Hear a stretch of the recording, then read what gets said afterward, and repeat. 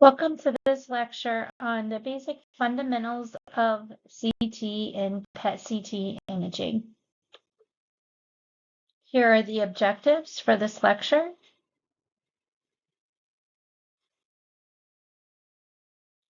Now, there are two types of radioactive decay that are prominent with the X-ray production that occurs with CT: Bremsstrahlung radiation and characteristic radiation.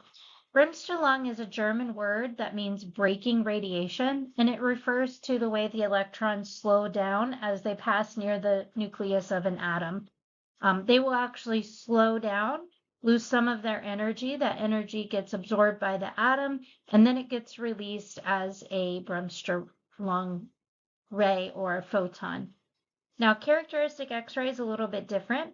This is produced after the ionization of an atom leaves an inner shell, typically a K-shell electron, with an electron vacancy. So the outer shell electrons always want to be close to the nucleus. So the outer shell electrons will fill the inner shell vacancy, and then the excess energy is released as a X-ray photon with specific or characteristic energy equal to the energy difference between the two shells. This images here are showing you Bremsstrahlung radiation and characteristic X-rays. So on the left here, we have the Bremsstrahlung radiation. You have an incident electron. Now recall that an electron is a charged particle that's moving through space. And so it has a magnetic field. It's also attracted to the positively charged nucleus. And so as it interacts with the atom, it's drawn to the nucleus, and it will slow way down and change directions as it comes close to the nucleus. As it does that, that energy gets absorbed by the atom, and then that excess energy is released as a Bremsstrahlung photon. With characteristic X-ray, some other ionization has occurred that left a vacancy in this inner shell electron. And the electrons always want to be close to the nucleus, so it drops down to fill that inner shell vacancy. Now, electrons, because they are drawn to the nucleus because of electromagnetism, the binding energy is a lot less closer to the nucleus than it is further away. And so as it moves to the inner shell, there's a difference in the binding energy where it actually takes less. So that excess energy, which is the difference in the binding energy between the two shells, gets released as a characteristic X-ray. Now there are a couple components to the X-ray tube. The glass envelope, which is essentially just the glass tube, and it provides a vacuum environment. We want this to be in a vacuum because that helps to control the reactions and interactions without influence from anything outside. So it helps to have that controlled environment. The cathode is the filament, has a filament in it with a focusing cup. And then the anode at the other end is a rotating target. And then near the anode, you have the window, which is the exit point for the X-rays. So there is a high voltage supply or current that is supplied to the cathode. And essentially what happens is it heats the cathode to the point that it boils off electrons. This is a thermionic emission. And so that cathode gets really, really hot, and it starts boiling off electrons, and the electrons, a stream of electrons comes off of that cathode. Because the anode is positively charged, those electrons are drawn to the anode, and they will be accelerated across that vacuum tube. The X-rays are produced then when the electrons hit the anode and interact with it. About 1% of the interactions that occur are Bremsstrahlung and characteristic X-rays. The rest of that is heat. And if you think about X-ray production with CT, the CT X-ray tubes will have a really, really immense amount of heat that's produced because that CT is doing a continuous X-ray exposure all the way around the patient. And so it does get very, very hot. And that's one of the reasons with CT that anode rotates. It helps to dissipate that heat that comes along with it. Now, KVP is one of the selections that the technologist will make when operating a CT portion of a scanner. The KVP selects the maximum energy of the X-rays that are produced. And so higher energies will penetrate tissues more deeply. If you have a really, really high KVP, then theoretically all those X-rays would penetrate through the patient. You would get a flat black image. So part of what helps to create that contrast in the image between the different colors of gray is because there are different densities of tissue, and those different densities of tissue will attenuate or absorb more X-rays than others will. And so it's important to get that KVP range right so that you have that contrast in the image and you are able to observe the different tissue densities. With PET-CT, we typically use 80 to 100 kVp range. And advantages to using a higher kVp are that you have a greater penetration through the body. This will decrease the quantum noise, kind of that fuzziness that occurs on the image, but you do have a much higher dose to the patient. One of the good things about using a higher KVP is that you reduce any artifacts from beam hardening, and it also reduces the differences in tissue density when you use a higher KVP setting. So it's important with PET-CT to keep it somewhere between 80 to 140, very dependent on the area of the body that you're imaging as well. And this diagram is just showing you the number of photons and how the energy is affected by the voltage variation. So the next setting that technologists can actually choose is the current variation. The applied current is the primary setting that can be adjusted by the X-ray tube. There is a proportional increase in the number of X-rays at all energies when the current in milliamperes is increased. So when you increase the milliamperes or MAS, you're actually increasing the number of X-rays that are produced in the tube.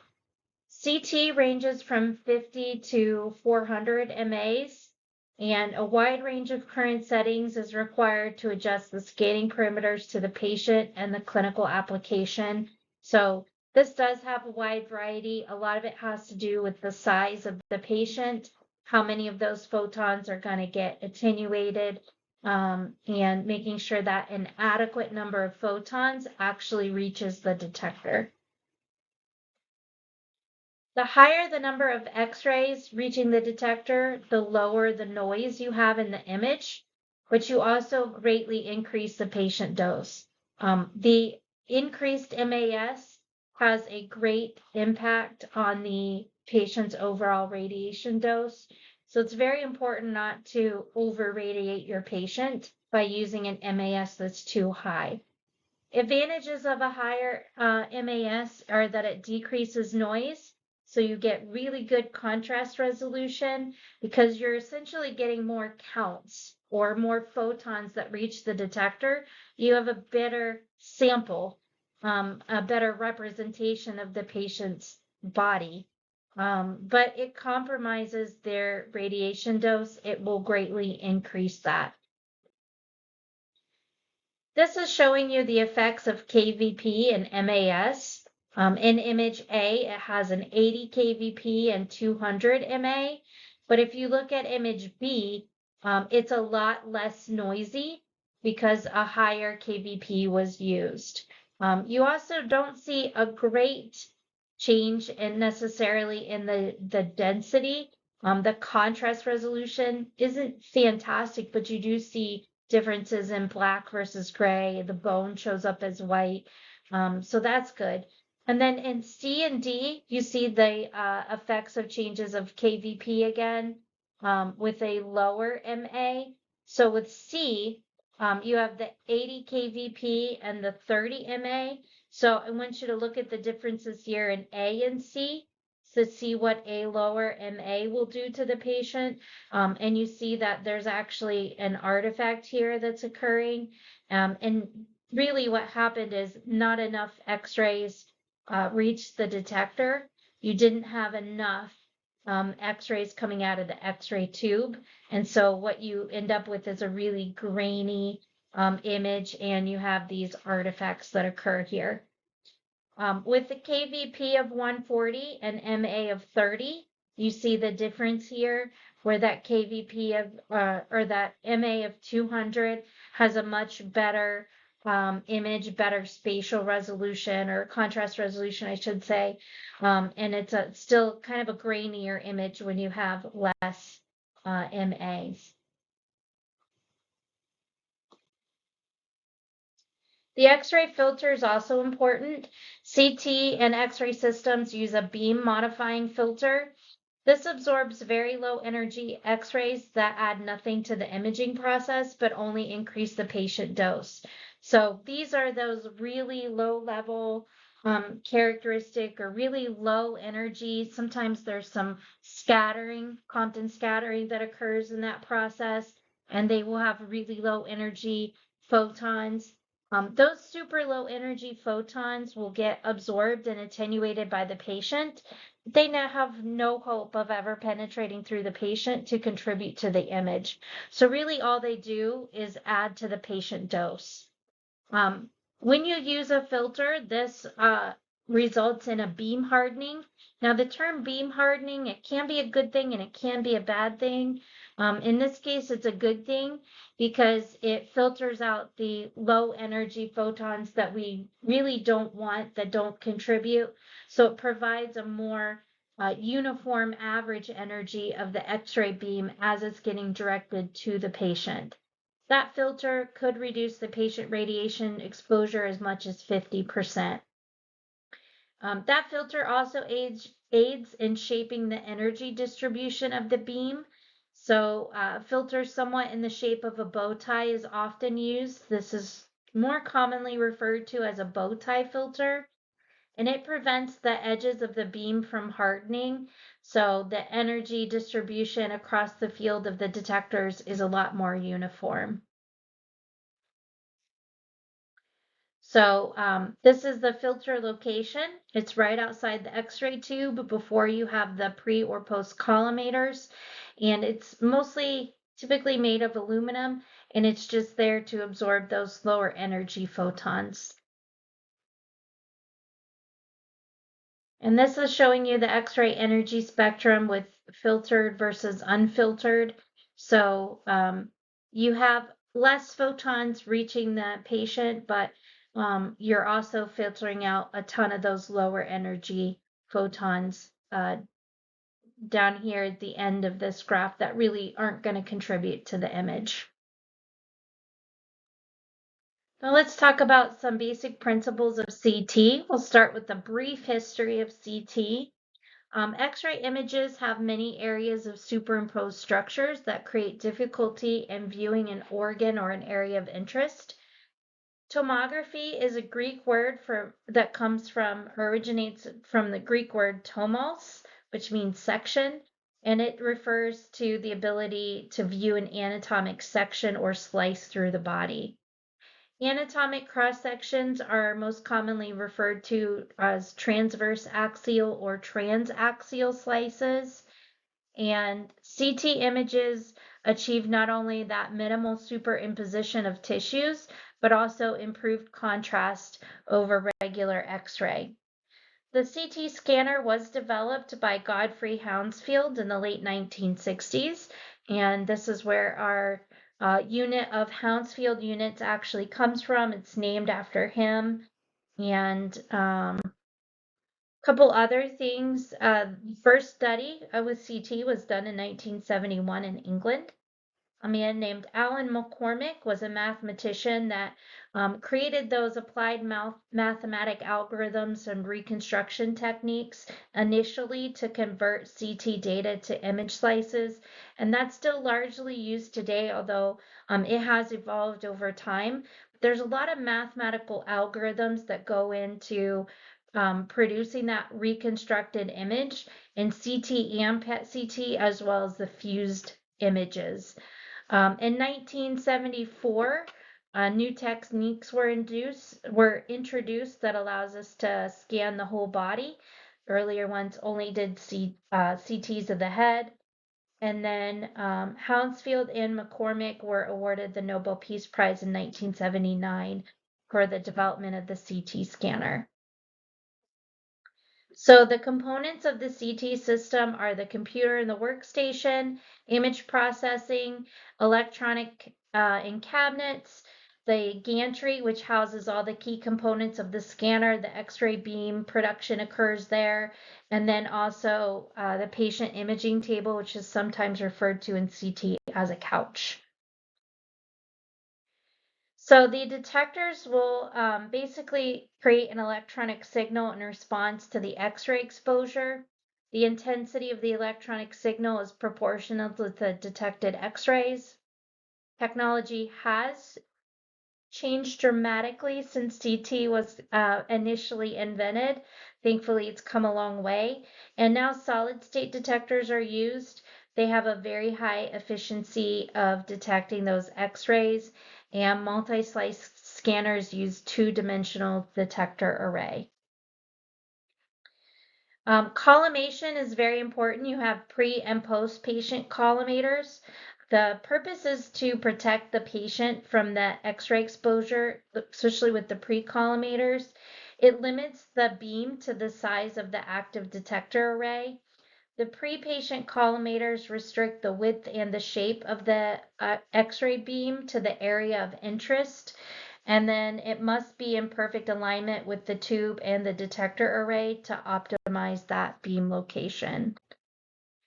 The post-patient collimators reduce the amount of scattered X-rays that are entering the detected array, so this reduces the image contrast. These collimators also define the slice thickness, so ranges from 0.3 millimeters to several millimeters per slice. A lot of times in PET-CT, we're using 2 millimeter slices, so we're typically using slices that are a little thicker, which is perfectly fine. Advantages of thinner collimation, less volume averaging, better resolution on reformatted sagittal and coronal images, increased spatial resolution, and then fewer striking artifacts from the high density objects. Compromises though for thinner collimation, it does increase that quantum model or noise on the image. It also will increase the scanning time, and it may result in increased number of slices as defined by the reconstruction slice thickness. Rotation speed is an important consideration also. This is defined as the time required for the gantry to make one complete revolution around the patient or around the gantry. Patient dose is in proportion to the rotation speed when all other factors remain constant. The faster the rotation speed means that it will reduce the patient's exposure, because as the faster it goes around the patient, the less the patient is exposed to the X-ray beam. It will also reduce the imaging of patient or reduce patient motion artifacts. It is necessary for high throughput, and it is also necessary for cardiac procedures. Common gantry rotation speeds of 0.3 to 1 second and the table motion of about 10 to 20 millimeters per second are used for oncologic PET-CT acquisitions. Pitch is also an important term. This is defined as the ratio of the patient's movement through the gantry during one 360-degree beam rotation relative to the beam collimation. For a single slice CT, the pitch equals the table movement per rotation divided by the slice collimation, or volume pitch equals the table movement per rotation divided by the total slice volume. These definitions are not as clear. They're often vendor specific, especially in multi-slice CT systems. Increment is defined as the distance between the two slices. Following data acquisition, the user may define how much of the slices should overlap or if the space should be allocated between images. Now, multi-slice helical CT systems were developed in the early 90s to address patient throughput. The helical CT soon followed and increased in patient throughput and reduced patient motion artifacts. In terms, helical and spiral CT are used interchangeably to describe the technology, and essentially the table is moving at the same time that the rotation is happening, so it's more like a spiral path that the X-ray takes or the CT takes. Helical is used here because it is more accurately describes the 3D path of the gantry around the patient. There are 4 key technical developments that define helical CT systems: the continuous radiation of the X-ray tube, the continuous motion of the gantry, and this is only possible with slip ring technology, the continuous motion of the imaging table, and the continuous data transfer from the detector array. So all of those advances in technology led to the development of helical CT systems. Now, image data acquisition, the data are acquired from the helical motion of the gantry, and they're obtained as projection information, as in both SPECT and PET. The projections represent the attenuated beam of radiation, from which the algorithm will eventually determine the attenuation coefficient at each pixel in the matrix. So all that really means is that what you're seeing on the image is a density map of the patient's tissue. What creates that image contrast is the attenuation of the X-ray beam, and that's what allows for the different shades of gray. Air is black because all of the X-rays go through. Bone is white because none of them get through. It all gets attenuated. And then all the other shades of gray in between that are just differences in tissue density. So it basically has to do with how the human tissue is attenuating the X-rays. Once the patient volume has been scanned, the raw data from the scan may be reconstructed with various parameters to provide images with optical diagnostic information. The raw data may be used to create several image sets to reveal different information from just one set of raw data. The beam width set by detector size and collimator controls the maximum resolution that are obtained in the study. Data acquisition may sample over 2,000 projections in each rotation of the tube. The detector array size sets the number of slices obtained in each rotation. The typical CT acquisition for combined SPECT CT or PET CT may take less than 1 minute. CT scanners come as 8, 16, 40, 64, and 128, or even sometimes more multi-slice systems. PET CT clinical applications determine the system's needed slice capability. For example, if you are doing just attenuation correction, 8 slice CT may be sufficient, or 16 slice. If you are doing any kind of cardiac imaging along with it for like cardiac PET CT, then you're going to want a minimum of 16 slice. But if you're doing diagnostic cardiac CT with it, you may want at least 64 slice or 40 slice. The wide variation in CT numbers and the image is a challenge for a digital display. CT numbers may range from -850 to 500 or 1350 numbers. The human eye is thought to be able to discern only 30 to 100 different shades of gray, so a limited range of values are displayed in the image. Recall that digital imaging often is limited to 8 bits of data, and therefore only 256 intensity values are assigned over the entire gray scale from black to white.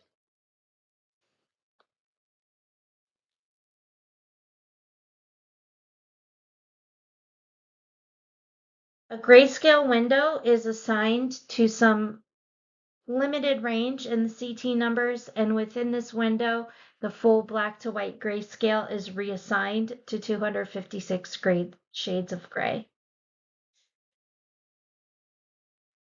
This image here is showing you how the CT windowing is. So if you're setting this window width here, this window center is always the center of that, and then the width is kind of plus or minus expanded that, and then it will trim basically, and whatever the window within is, all of the shades of gray will be represented within that window. A window's center line and window width may be placed at any desired location in the CT number scale. This flexible window center line and width allow for desired tissue to be displayed while also allowing CT values below or above the window to be out of the viewable intensity range. So this is an example of CT display. You'll notice that in the bone algorithm, it's set to center line of 4,000, center line of 1,000 with a width of 400. For the lung, it's 0 and negative 1,200. And then for the abdomen, it's 165 and it's set at negative 85.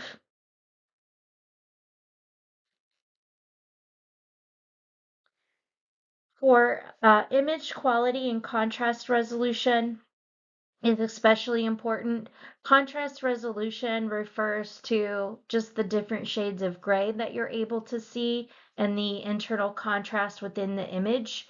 Spatial resolution is greatly impacted by a lot of things in CT, the focal spot size, the detector element size, the collimation that's used, the pitch, the slice thickness, the incrementation of the slices, the reconstruction algorithm or the kernel, the matrix size, and the reconstructed field of view.